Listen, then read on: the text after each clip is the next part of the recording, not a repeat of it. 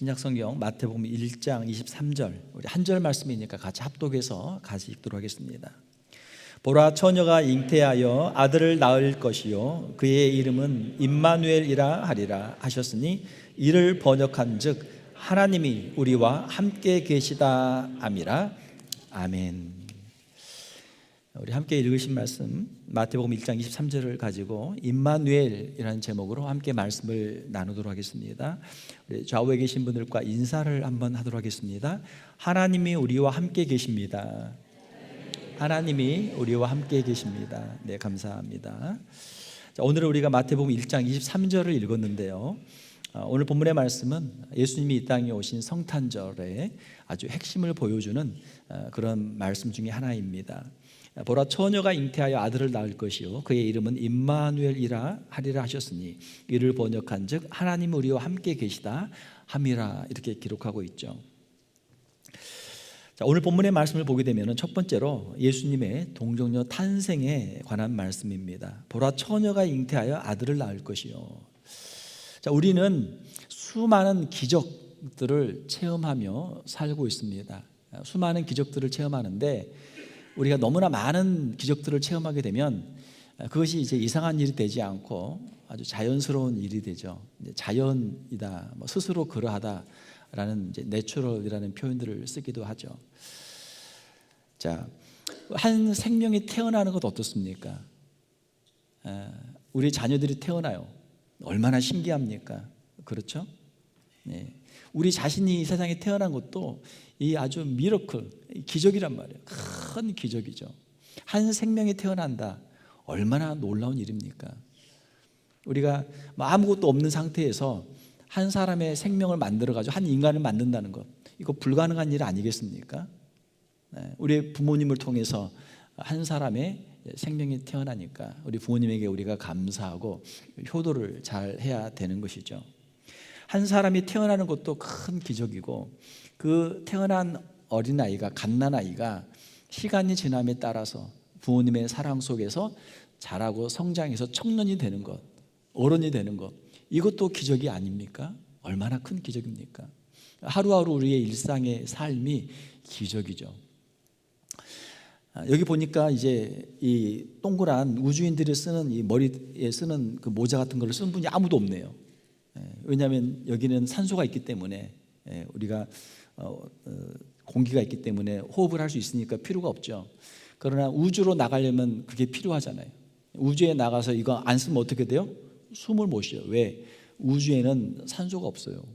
지구의 가운데 중력이 있어가지고 이 산소, 공기를 다 이렇게 붙잡고 있잖아요. 대기권이 형성이 되죠. 대기권 밖으로 나가게 되면 거기에는 산소가 없어요. 그러니까 산소는, 우리가 숨 쉴 수 있는 이 공기는 어디에 있다? 대기권 아래에 있는 거예요. 우리 대기권 아래에 있기 때문에 우리는 너무나 편하게 자연스럽게 공짜로 이 산소를 다 우리는 마시고 있는 거죠. 밖으로 나가면 그때는 이제 비싼 돈을 주고 장비를 구입해서 산소통을 메고 다녀야 되는 거죠. 우리는 일상생활 속에서 많은 기적들을 체험하고 있습니다. 한 생명이 태어나는 것 기적이고, 자라는 것도 기적이고, 우리가 호흡을 하며 사는 이 모든 것이 다 기적이죠. 자, 그런데 우리의 이러한 출생도 기적이지만 더 큰 기적이 있습니다. 그건 바로 예수님의 탄생의 기적이 있는 것이죠. 자, 보라, 처녀가 잉태하여 아들을 낳을 것이요. 처녀가 아들을 낳는다는 것은 생물학적으로 인간의 이성으로 도저히 참 상상이 불가능한 그런 이야기죠. 하나님께서는 초자연적인 방법으로 예수님을 이 땅에 태어나게 하신 것입니다. 예수님의 동정녀 탄생, 크리스마스가 아주 기적이에요. 어떻게 이런 일이 가능할까?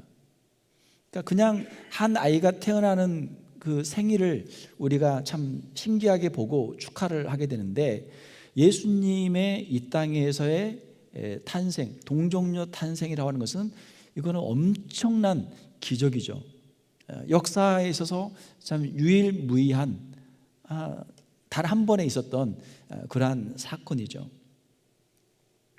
예수님께서는 성령으로 잉태되셨다. 성경은 이렇게 말씀하고 있습니다. 이는 예수님이 단순한 한 위대한 인간이나 선지자가 아니라 죄가 없으신 하나님의 아들이시다라고 하는 것을 증거하는 것이죠. 이 기적적인 탄생이야말로 예수 그리스도가 곧 하나님의 아들이시며 우리의 구원자가 될 수 있는 자격을 가진 분이라는 것을 우리에게 보여주는 것입니다. 예수님이 이 땅에 오신 목적은 죄인들의 죄를 대속하기 위해 오신 것이죠. 자, 다른 사람의 죄를 대신해야 되는데 죄인이 다른 사람의 죄를 대신할 수 없어요. 자기의 죄도 감당을 못하는데 누구 다른 사람의 죄를 대신 감당하겠습니까? 예. 다른 사람의 빚을 갚아주려면 돈이 많은 사람이 빚을 갚아주죠. 자기도 빚이 잔뜩 있고 자기도 빚에 허덕이는데 누구 빚을 갚아줄 수 있겠습니까? 불가능하단 말이에요. 죄인은 다른 사람의 죄를 대속할 수가 없어요. 그래서 하나님께서는 아담의 원죄로부터 자유한 예수 그리스도 하나님의 아들을 이 땅에 보내셔서 우리 인류의 죄를 대속하도록 하신 것이죠. 우리는 기적이 사라진 시대를 사는 것처럼 느끼지만 예수님의 동정녀 탄생은 하나님께서 우리의 상식과 논리를 뛰어넘어 하나님께서 일하시는 것을 우리에게 보여주는 것이죠. 우리가 만약에 창조를 믿는다면 예수님의 동정녀 탄생을 우리가 못 믿을 이유는 없는 거죠.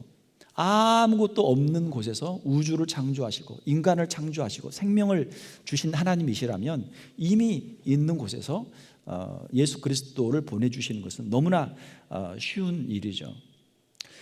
하나님의 기적의 역사는 지금도 이루어지고 있는 줄로 믿습니다. 하나님은 지금도 일하고 계시고 하나님의 구원 역사도 지금도 이루어지고 있는 줄 믿습니다. 우리가 하나님을 믿는 것 어려운 일이죠. 그러나 하나님께서 역사하실 때 하나님을 믿는 사람들이 생기게 되고 예수님을 구주로 영접하는 이것도 참 어려운 일이에요. 예수님을 우리가 믿고 구주로 영접한다는 거 얼마나 어려운 일입니까? 그러나 지금도 하나님의 구원 역사는 지금도 계속되고 있는 줄로 믿습니다. 지금 전 세계 많은 종교들이 있지만 기독교인들이 제일 많잖아요. 수십억의 인구가 예수님을 믿고 신앙생활하고 있는 거죠. 한국은 지금 이제 통계를 보니까 개신교가 한 20% 돼요. 카톨릭이 11%, 합쳐서 31%가 기독교다 이렇게 이야기합니다.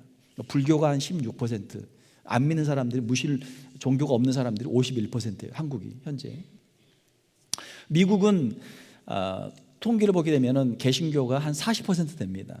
그리고 카톨릭이 한 20% 돼요. 그러니까 미국은 합치면은 한 60%가 기독교예요. 그러니까 미국에서는 이제 안 믿는 사람보다는 믿는 사람들이 더 많다라고 이렇게 봐야 되겠죠. 오늘날도 21세기에도 뭐 한국도 그렇지만 미국 같은 선진국에도 이렇게 많은 사람들이 신앙을 갖고 예수님을 믿고 있는 거죠. 그러니까 신앙이라고 하는 것은 참 우리가 다 모든 것을 다 이해해서 믿는 게 아니라 우리가 여러 가지 가능성을 생각을 해보지만 다 이해할 수 없지만 우리의 마음속에 하나님께서 믿음을 주시고 우리가 선택을 하고 결단하게 되면 신앙의 길을 우리가 걸을 수 있는 거죠. 제가 시계가 있는데 제가 시계를 만약에 이제 예배 끝나고 놓고 가면 청소하던 사람이 보고 시계가 떨어져 있네. 그러면 뭐라고 하겠어요? 누가 잃어버렸지? 주인을 찾아줘야지. 주인을 생각한단 말이에요. 시계가 있으면 누가 있어요? 시계의 주인이 있는 거죠. 시계에 있으면 시계를 만든 사람이 있단 말이에요. 시계를 보고 이거 갑자기 하늘에서 뚝 떨어졌네? 그렇게 생각하는 사람 아무도 없을 거예요. 일반적인 상식이 그렇지 않습니까? 하나님의 창조를 생각해 볼 때 사람들이 우주는 어떻게 시작이 됐나? 인간은 어떻게 시작이 됐나? 그냥 이렇게 그냥 자연이 됐겠지. 자연주의로 생각을 할 수도 있겠죠. 그러나 누군가 만든 사람이 있을 것이다 생각하면 창조주를 우리가 찾게 되는 것이죠. 우리는 다 이해할 수 없지만 이 우주 안에 하나님의 창조와 하나님의 주권과 섭리가 있는 줄 믿습니다. 이것이 이제 우리 기독교의 신앙이죠. 그리고 그 하나님께서 우리를 사랑하셔서 우리에게 예수 그리스도를 구원자로 보내주신 것을 우리가 믿습니다. 이것이 이제 우리 기독교의 신앙이죠. 오늘 본문에 보게 되면은 그 이름을 임마누엘이라 하리라. 자, 아들을 낳게 될 텐데 그 이름을 임마누엘이라 하라. 한번 따라서 해보겠습니다. 임마누엘. 임마누엘이라고 하는 것은 히브리어입니다. 자, 우리 지난번에 보았지만 예수님의 이름의 뜻은 무엇이었습니까? 구원자였죠. 자기 백성을 저희 죄에서 구원하는 구원자로 예수님이 오셨습니다. 자, 그런데 예수님의 이름은 구원자라는 뜻이 있는데 예수님의 또 다른 이름이 있어요. 예수님의 다른 이름은 임마누엘이에요. 임마누엘의 뜻은 하나님이 우리와 함께 계시다라는 뜻입니다. 임이라고 하는 것은 헬라어로 이제 함께라는 뜻이에요. 그리고 마누라고 하는 것은 우리라는 뜻이고 엘은 하나님이라는 뜻입니다. 그래서 번역하면 하나님이 우리와 함께 계시다, 이 뜻이 임마누엘이에요. 우리가 믿는 하나님은 우리에게서 멀리 떨어져 계신 하나님이 아니라 우리에게 가까이, 우리에게 찾아오시는 하나님이시다라고 성경은 말씀하고 있습니다. 인류는 죄를 지어 에덴 동산에서 추방되었고 하나님과 친밀한 그런 교제가 끊어졌어요. 자, 구약 시대를 보게 되면은 구약 시대에는 이스라엘 백성들이 성막을 만들고 또 성전을 만들어서 그 제한된 공간에서 하나님께 속죄의 제사를 드리고 하나님의 임재를 체험하며 하나님께 제사를 드렸습니다. 그런데 신약 시대를 보게 되면은 신약 시대는 더 이상 성막이나 성전이 존재하지 않아요. 물론 예수님 당시에는 성전이 잠깐 있었지만 예수님께서 승천하신 후에 예루살렘 성전이 무너지죠. AD 70년에 무너지고, 그리고 지금까지 예루살렘 성전이 다시 재건되지를 못했어요. 그러니까 지금은 성전이 없는 시대를 우리가 살고 있는 것이죠. 자, 그러면 왜 신약 시대에는 성막도 없고 성전도 무너지고 다시 재건되지 않는가? 그 이유는 참 성막이 되시고 참 성전이 되신 예수님께서 이 땅에 오셨기 때문에 더 이상 성막이나 성전이 필요가 없게 되어진 것이죠. 임마누엘이신 예수님, 하나님이 우리와 함께 계시는 역사가 우리 가운데 이루어졌기 때문에 더 이상 성전이나 성막이 필요가 없다라는 것이죠. 신약 시대에는 예수님께서 우리에게 오셨고 또 예수님이 부활하시면서 승천하시고 성령을 보내주셔서 성령이 우리 안에 함께 계시기 때문에 더 이상의 성막이나 구약의 의미의 성막이나 성전이 필요가 없게 되어진 것이죠. 사랑하는 성도 여러분, 예수님은 우리에게 영으로 찾아오셔서 우리 안에 내주하시고 우리와 함께 동행하시는 줄로 믿습니다. 이것이 우리 기독교의 이제 신앙이죠. 임마누엘의 하나님, 우리에게 찾아오셔서 우리와 함께 하신 하나님, 이것이 이제 성경에서 말씀하고 있는 하나님이죠. 세계를 보게 되면 각 종교들이 있습니다. 다양한 종교들이 있습니다. 그 종교들에는 이제 각자 종교마다 어떤 신화들이 있어요. 그 종교에서 이제 신적인 존재로 숭배하는 그러한 신성한 존재들이 있습니다. 자, 그런데 신화를 보게 되면 수많은 신들이 나오지만 그 신들의 모습을 보면 어때요? 굉장한 능력을 가지고 있죠. 그렇지만 자기들끼리 서로 미워하고 질투하고 다투고 싸우고 또 자기한테 제사를 잘 드리거나 마음에 드는 사람이 있으면 총애를 하고, 그러면서 이제 그 여러 가지 신화의 스토리들이 이어지죠. 세계에 있는 각 종교들의 신들을 아무리 찾아봐도 영광스러운 그 자리를 버리고 인간의 모습으로 온 신이 없고, 또 자신을 희생해서 십자가에서 자신을 들여서 자신의 생명을 바쳐서 인류를 구원한 그런 신의 이야기는 없어요. 이것은 이제 기독교에만 있는 기독교의 복음이죠. 예수님은 우리와 함께 하시기 위해서 이 땅에 오셨고 구원자로 오신 것이죠. 구원자로 오신 예수 그리스도의 성육신을 우리가 성경에서 보게 됩니다. 임마누엘이라고 하는 것은 하나님과 인간 사이의 가장 깊은 연합, 예수 그리스도의 성육신을 통해서 이루어지는 것이죠. 예수님은 영광스러운 하늘 보좌에만 앉아 계신 분이 아니라 우리를 위해서 낮고 낮은 이 땅으로 내려오신 분이십니다. 이것이 우리 성탄절 크리스마스의 의미죠. 신이 사람이 되었다, 하나님이 사람이 되었다, 이것이 바로 성탄절의 메시지입니다. 성경에 보게 되면, 요한복음에 보게 되면 예수님은 창조주이시죠. 하나님과 함께 계셨고 온 우주 만물을 창조하셨죠. 자, 동시에 그 영광스러운 자리를 버리고 이 땅에 내려오신 분이 바로 예수님이시죠. 예수님은 우리에게 사랑을 말씀하실 때 사랑은 이런 것이다, 사랑을 추상적으로 이론적으로 우리에게 가르치시는 분이 아니라 실제적으로 자신의 삶을 통해서 사랑을 우리에게 보여주신 분이시죠. 성육신, 예수님의 성육신, 하늘의 영광스러운 보좌를 버리고 낮고 낮은 이 땅으로 오신 예수님의 그 겸손, 이것이 예수님의 사랑의 모습이죠. 하나님과 인간 사이에 죄로 인해 건널 수 없는 간격이 생겼고 예수 그리스도는 그 죄의 문제를 해결하기 위해서 이 땅에 오셔서 십자가를 지시고 우리의 죄를 대속하여 주신 줄 믿습니다. 임마누엘로 오신 예수님을 통해서 우리는 죄와 사망으로부터 구원받게 되고 우리는 영생의 소망을 품게 되었습니다. 아침에 우리 이제 구육장 모임 하는데 한 권사님이 이야기하세요. 어머님이 이제 소천하시고 참 우리의 마음이 얼마나 허전합니까? 그런데 어머님이 이제 신앙생활을 하셨기 때문에 천국에 가신 것을 믿고 마음에 큰 위로를 얻었습니다. 그런 고백을 하세요. 우리가 태어나는 것도 기적이고 우리가 성장하는 것도 기적이지만 우리가 이 일생을 마감하고 우리가 주님 앞에 가는 것도 놀라운 기적이죠. 우리의 인간의 이해를 뛰어넘는, 우리가 다 이해할 수 없는 기적으로, 수많은 기적으로 가득 차 있는 것이죠. 영적인 세계뿐만이 아니고 우리 자연에도 얼마나 많은 기적들, 생명의 역사들이 있습니까? 뭐 우리가 아이들까지도 이제 핸드폰을 다 가지고 있는데 핸드폰을 잘 써요. 애들도 가지고 얼마나 잘 노는 줄 몰라요. 그런데 핸드폰이 작동이 어떻게 되는지 어떻게 합니까? 모르죠. 그냥 주니까 쓰는 거죠. 어른들도 잘 몰라요. 그 원리를 우리가 그걸 분해하고 해부하면 그 뭐 스마트폰을 얼마나 우리가 이해를 하겠습니까? 모른단 말이에요. 하나님께서 우리에게 주신 우리의 몸, 우리의 자연, 우리의 인생을 우리는 몰라요. 그냥 모르는 거 무지투성이지만 그냥 나름대로 알아서 그냥 재밌게 각자 그냥 쓸 만큼 쓰는 거죠.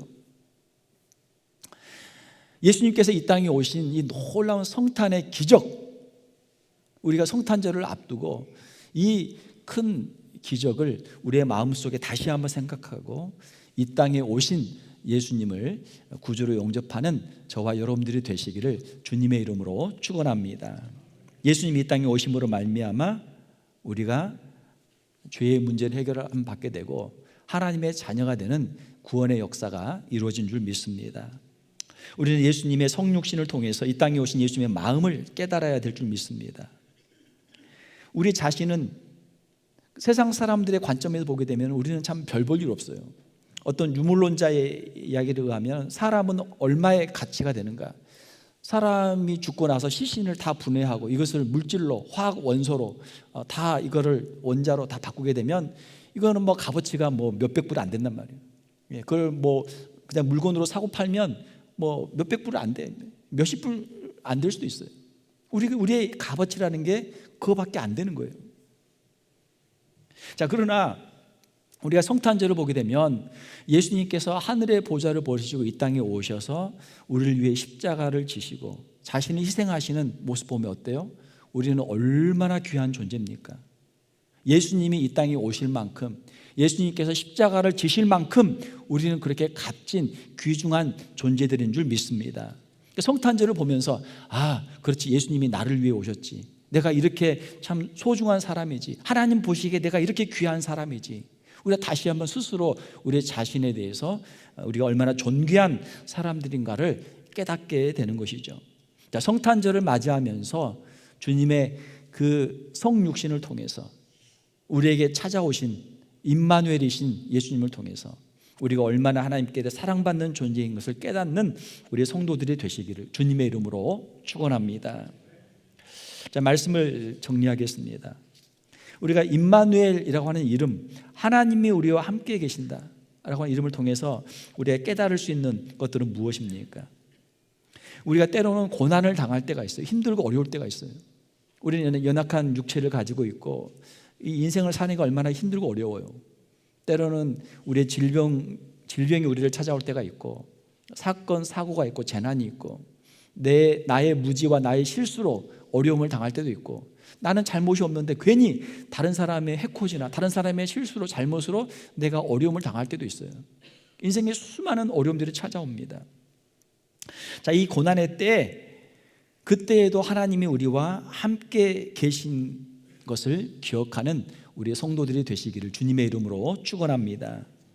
우리가 고통 중에서 홀로 울고 있을 때 주님이 찾아오셔서 우리를 안아주시는 줄 믿습니다. 우리가 지금 요즘에 새벽 예배 아침마다 시편을 읽고 있는데, 시편에 아름다운 다윗의 수많은 시들이 있죠. 다윗의 그 시들을 보면 어때요?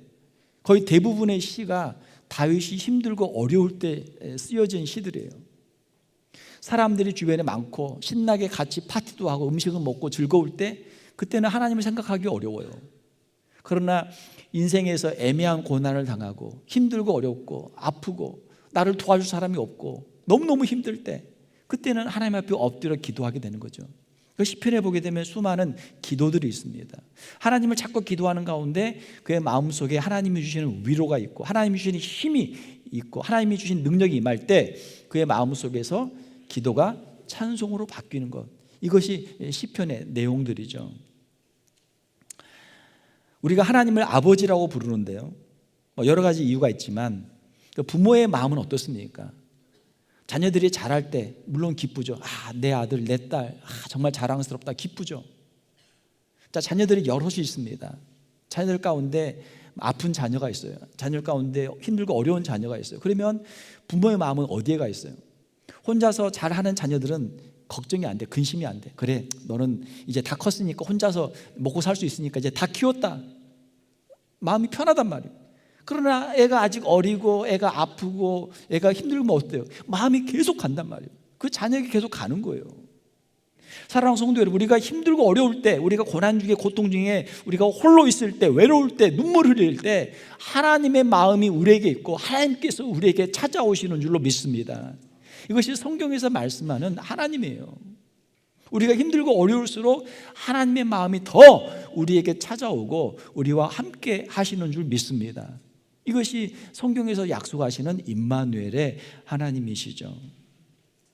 우리가 사명을 감당할 때, 우리가 주님을 섬길 때 주님이 우리와 함께 계시는 줄 믿습니다. 어제하고 오늘하고 지금 이제 날씨가 너무 분위기가 다른데, 오늘은 눈이 왔잖아요. 눈이 오니까 이제 갑자기 겨울이 확 됐는데, 어제도 물론 추웠어요. 어제도 추웠지만 어제는 우리 성도님들이 많이 나와가지고 열심히 교회 이제 청소하면서, 야, 이제 가을의 마지막이다. 지난번 11월 달에 해야 되는데 비 와서 못한 걸 어제 청소하면서 이제 야, 벌써 겨울이구나 이랬는데, 오늘 눈이 싹 오니까 완전 겨울이에요. 하루 만에 이제 분위기가 확 다르는데, 자, 주일날 우리가 와서 교회에 와서 예배 드리고 또 예배 끝나면 맛있는 음식을 먹는데, 주일날만 오신 분들은 잘 몰라요. 누가 교회를 이렇게 청소했지? 누가 음식을 만들었지? 잘 몰라요. 토요일날 와보면 아는 거예요.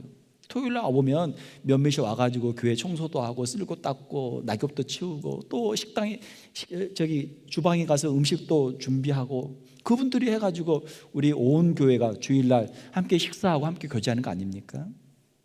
자, 우리가 주님을 섬기다가 교회를 섬기다가 그런 마음이 들 때가 있어요.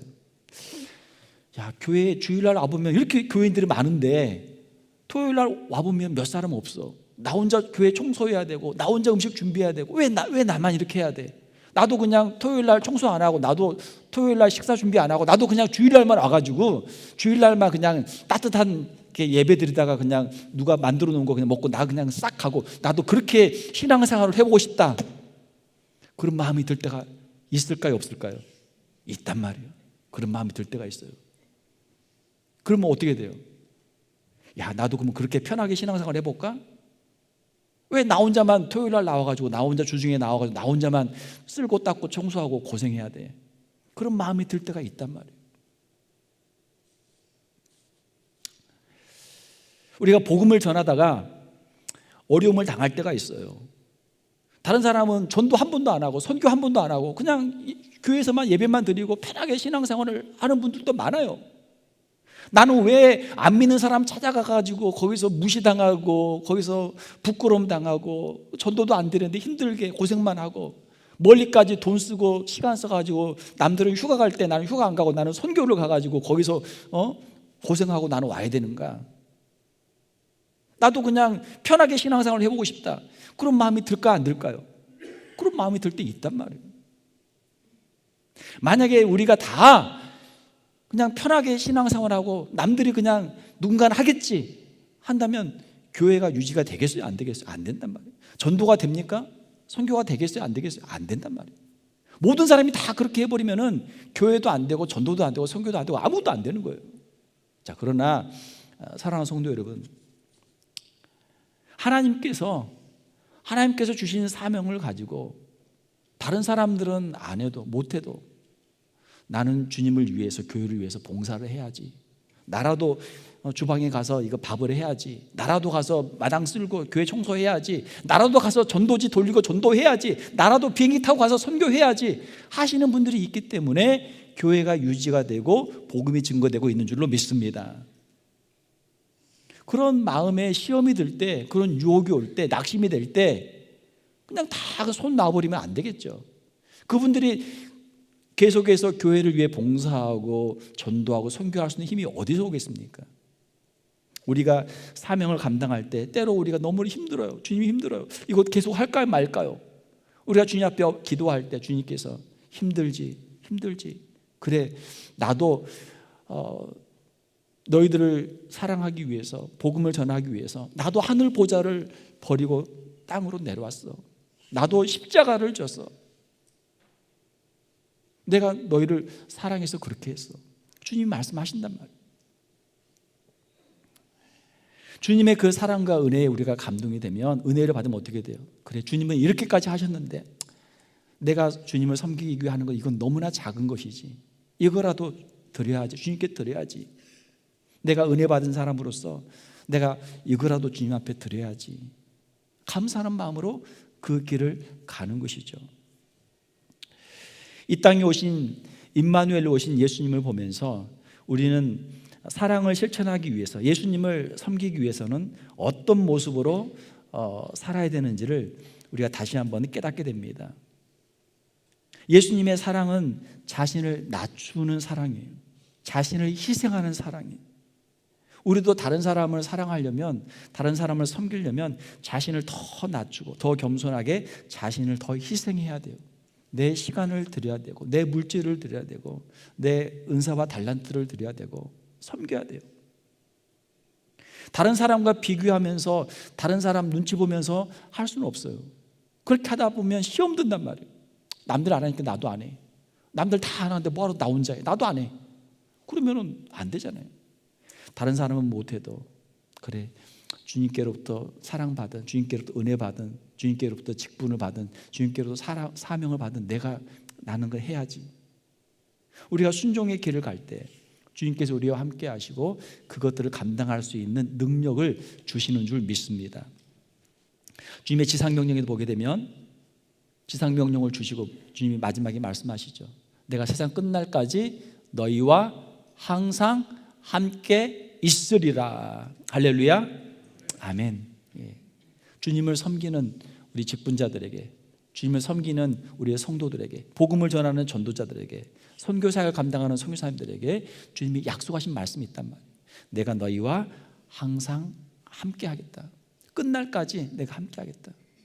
사랑하는 성도 여러분, 주님께서는 임마누엘로 오늘도 우리와 함께 하고 계시는 줄 믿습니다. 그러니까 우리 힘으로는 어려워요. 우리 힘만으로는 사실 주일에 나와 예배하는 것도 어려워요. 오늘 아침에 눈이 갑자기 왔어요. 그래서 제 마음이 좀 걱정이 되는 거예요. 아니, 갑자기 눈이 이렇게 많이 오다니. 우리 교인들 또 운전하고 올라면 미끄러운데 이거 어떻게 되나. 또 교인들 또 많이 못 오는 거 아닌가. 또 이렇게 그런 목사가 제일 믿음이 없어요. 저만 걱정해서 보니까 이렇게 그냥 평소처럼 많이 다 나와서 예배 드리는 거야. 할렐루야.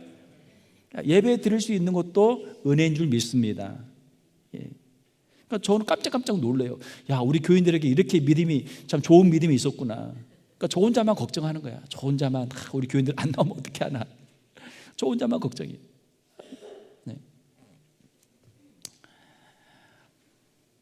하나님께서 우리에게 힘을 주시기 때문에 우리가 믿음의 길을 갈 수 있고, 예배할 수 있고, 봉사할 수 있고, 전도할 수 있고, 선교할 수 있고, 주님 앞에 우리가 헌신할 수 있는 줄 믿습니다.